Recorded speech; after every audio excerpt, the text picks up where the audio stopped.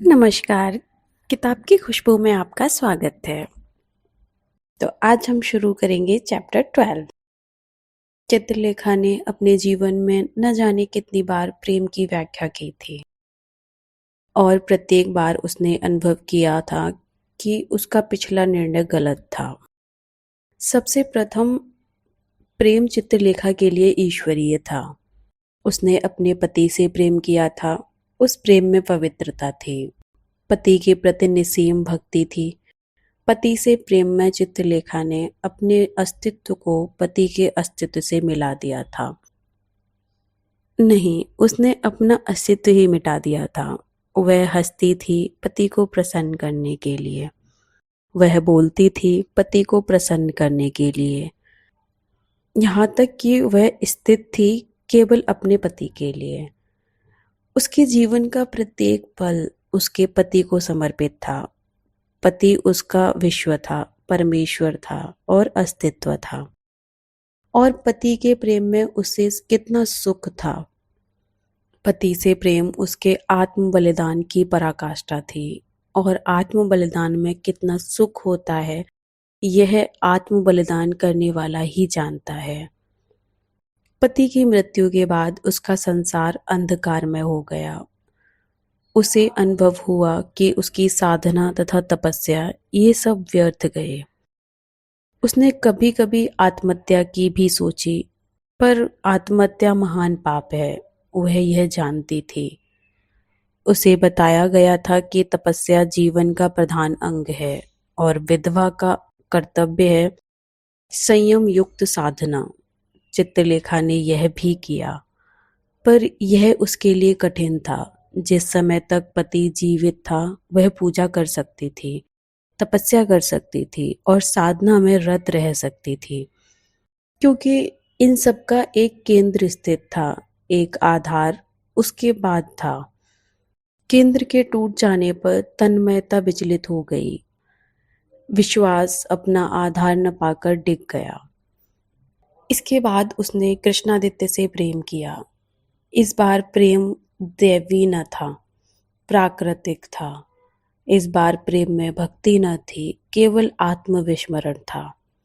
इस बार प्रेम में अपना अस्तित्व मिटाना न था, वरन अपने और अपने प्रेमी के अस्तित्व को एक में मिला देना था।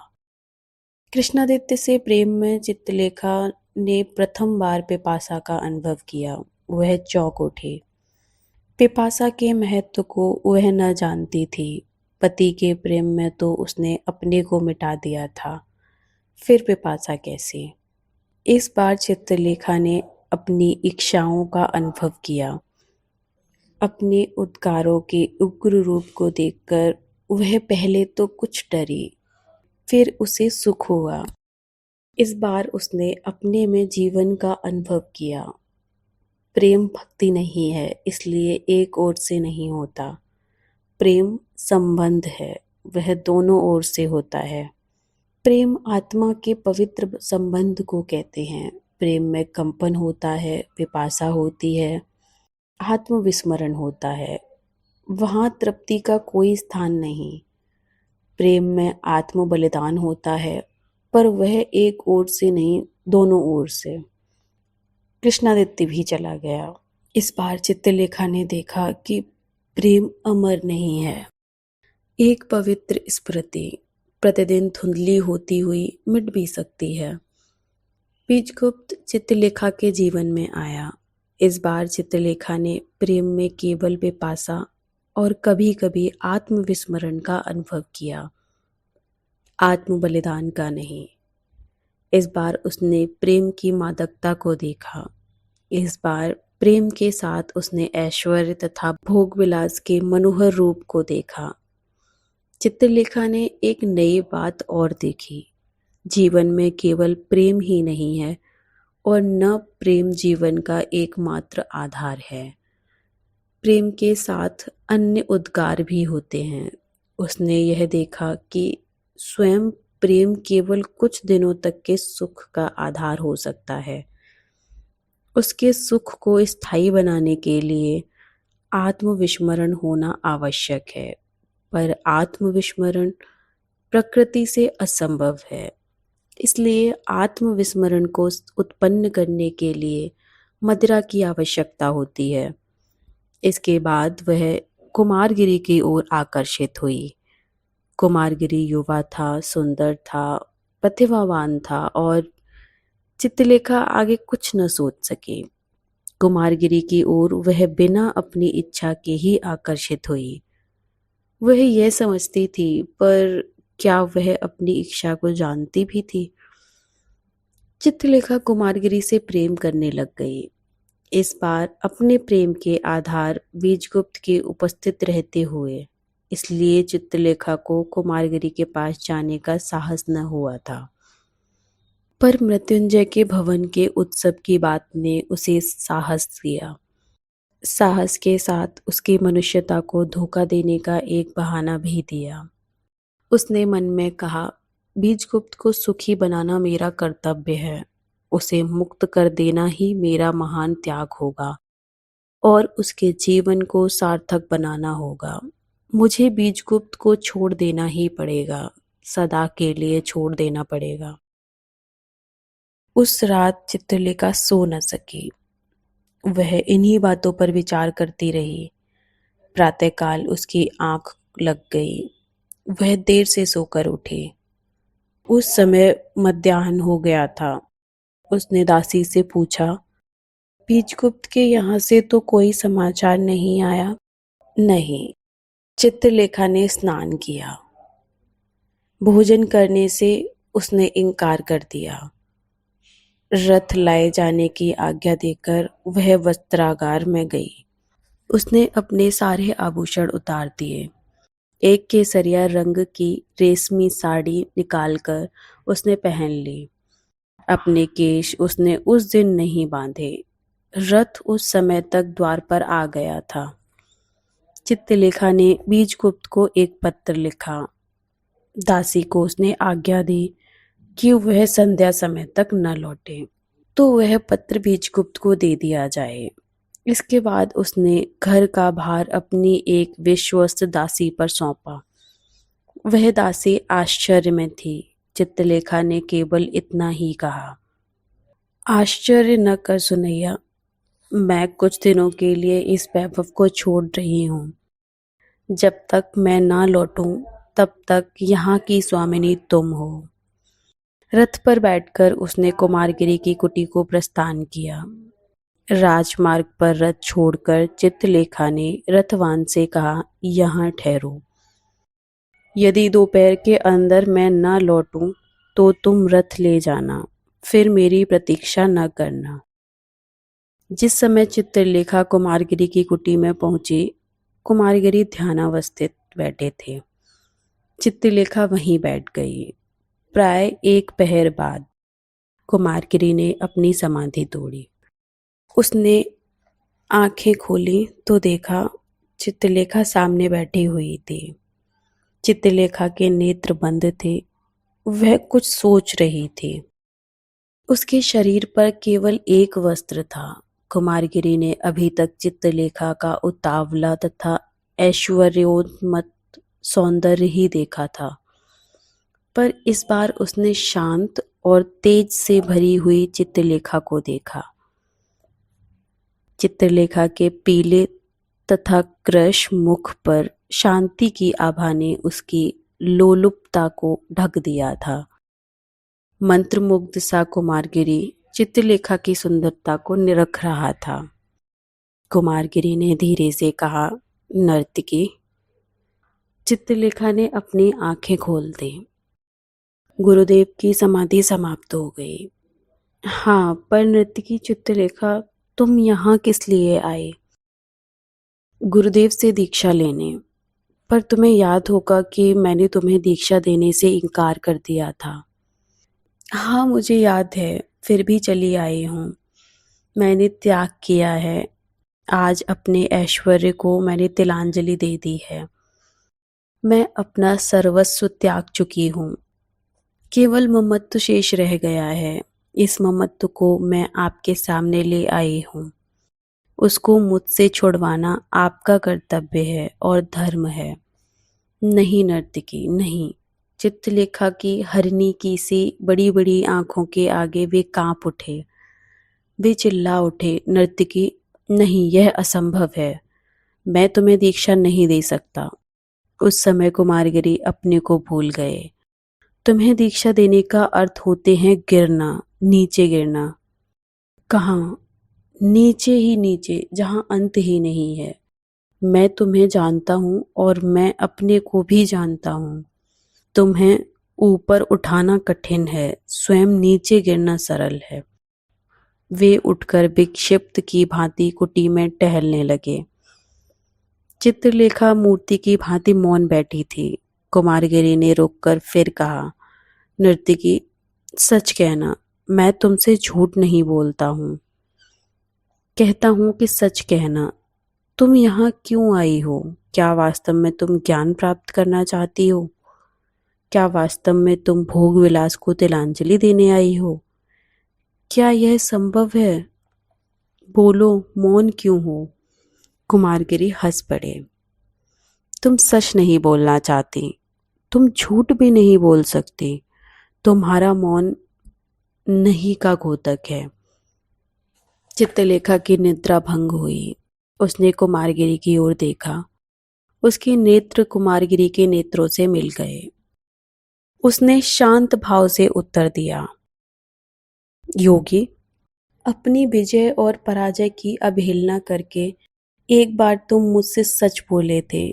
मैं भी तुमसे सच ही कहूंगी।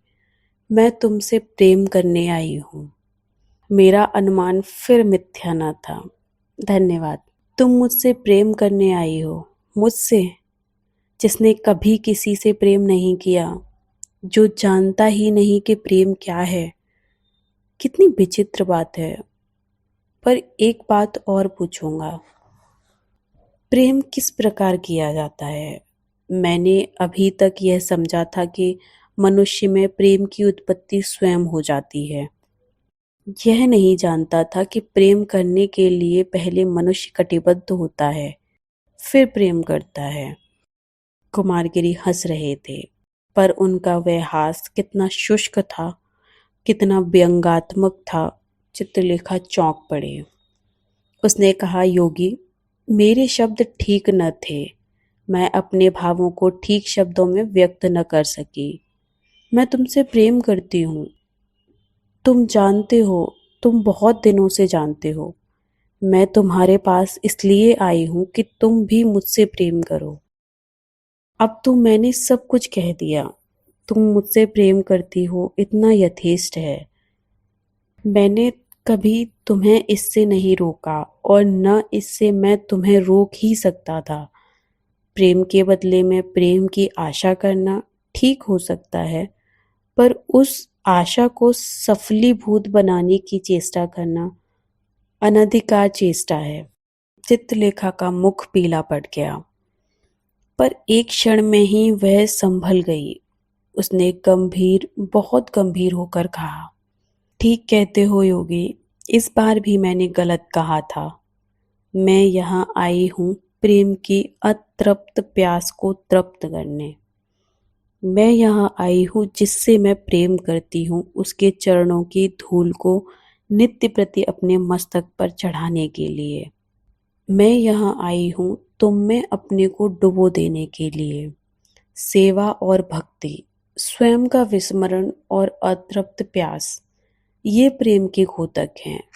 मैंने यह सत्य, विश्वास और कर्तव्य के आवरण में अपने विवाह के समय देखा था, पर उन आवरणों के रहते हुए मैं उस समय का वास्तविक महत्व न समझ सकी थी। अब फिर इस सत्य को देखा, इसलिए तुम्हारे पास आई हूँ।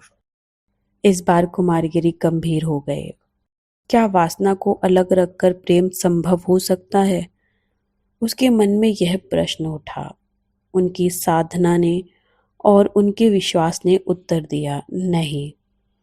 उनके हृदय ने कहा, मूर्ख, शुद्ध प्रेम में वासना और तृष्णा का कोई स्थान नहीं। कुमारगिरी ने कहा, कुछ समय दो देवी, बड़ी कठिन समस्या है। चित्रलेखा ने कुमारगिरी के पैर पकड़ लिए। समय देने का समय नहीं रहा देव। जो होना था वह हो चुका। मैं बहुत आगे बढ़ गई हूँ।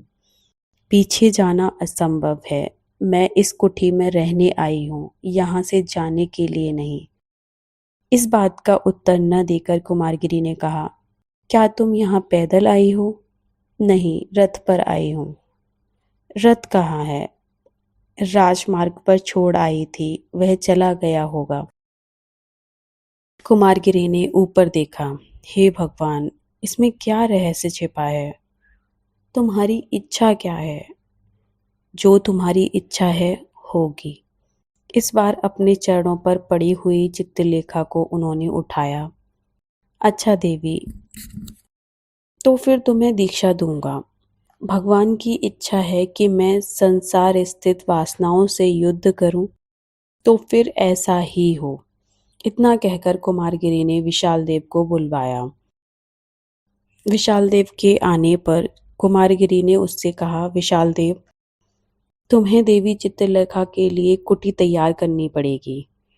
विशाल देव के मुख पर आश्चर्य के भाव अंकित हो गए। इस रहस्य को वह भली भांति समझता था। उसने चित्रलेखा को अभिवादन करते हुए कहा, देवी, तुम्हारा स्वागत है। इस बार उसने कुमारगिरी पर अर्थपूर्ण दृष्टि डाली। कुमारगिरी विशाल देव की उस दृष्टि का मतलब समझ गए। तुम्हें आश्चर्य हो रहा है बस, तुम मेरी निर्बलता को एक बार देख चुके हो, इसलिए तुम्हें आश्चर्य होना स्वाभाविक ही है। पर यह याद रखो, मनुष्य का कर्तव्य है कमजोरियों पर विजय पाना। आज भगवान ने मुझ पर एक सत्य प्रकट किया है। जीवन की उत्कृष्टता वासना से युद्ध करने में है, और मैं यह करने जा रहा हूँ।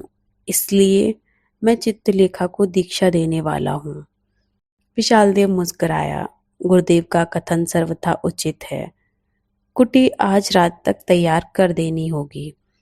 विशाल देव की मुस्कुराहट तथा उसके इस प्रश्न ने कुमारगिरी के सारे शरीर में क्रोध की विद्युत ही प्रवाहित कर दी। वे कांप उठे। उन्होंने तनकर कहा, नहीं, कुटी की कोई आवश्यकता नहीं। चित्रलेखा मेरी ही कुटी में रहेगी। समझा विशाल देव? मेरी निर्बलता पर उपहास करने वाले नवयुवक, याद रखना, मैं तुम्हारा गुरु हूँ और तुमसे ऊंचा हूँ। मैं तुम्हें दिखाऊंगा कि साधना और तपस्या में तपा हुआ व्यक्ति कितना बलवान हो सकता है। कुमारगिरी का रुद्र रूप देखकर विशाल देव भयभीत हो गया। वह उनके चरणों पर गिर पड़ा। गुरुदेव, मेरी दृष्टता क्षमा करें, मैं कुटी बनाने जा रहा हूँ। नहीं, कुमारगिरी गरज उठे। अब कुटी की कोई आवश्यकता नहीं विशाल देव। एक बार मैंने भ्रम में आकर तुम्हारे गुरु की हंसी उड़ाई थी, उसका दंड मिल रहा है। तुम्हारे गुरु ने तुमको यहाँ पर पाप का पता लगाने भेजा है। अब तुम्हें अवसर मिला है कि तुम पाप देखो और उस पर विजय पाना भी देखो। तुम जा सकते हो। संध्या वंदन का समय हो चुका है। विशाल देव चला गया। कुमारगिरी ने चित्रलेखा से कहा, देवी, जो कुछ हुआ वह स्वप्न के समान है। मैं उस पर स्वयं ही विश्वास नहीं कर सकता, पर फिर भी जो होना था वह हो चुका। कभी कभी डर लगने लगता है। ऐसा मालूम होने लगता है कि मैं आग से खेलने जा रहा हूँ। चित्रलेखा के मुख पर मधुर मुस्कुराहट नाच उठी। देव, मुझसे भय मत खाना। अपनी साधना और तपस्या में तुम मुझे कभी भी बाधा रूप न पाओगे, इतना विश्वास दिलाती हूँ। मैं तुमसे प्रेम करती हूँ और प्रेम का अर्थ होता है निसीम त्याग। मैं उसी में सुखी होंगी जिसमें तुम्हें सुख मिले।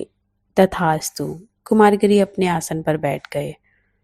तुम्हें अपने लिए कुछ शासन तैयार करना होगा। कुछ तुम विशाल देव से मांग सकती हो। मेरी संध्या की समाधि का समय हो गया। इतना कहकर कुमारगिरी ने अपने नेत्र बंद कर लिए। आगे की कहानी को देखने के लिए मुझे लाइक करें, शेयर करें और सब्सक्राइब करें। शुक्रिया।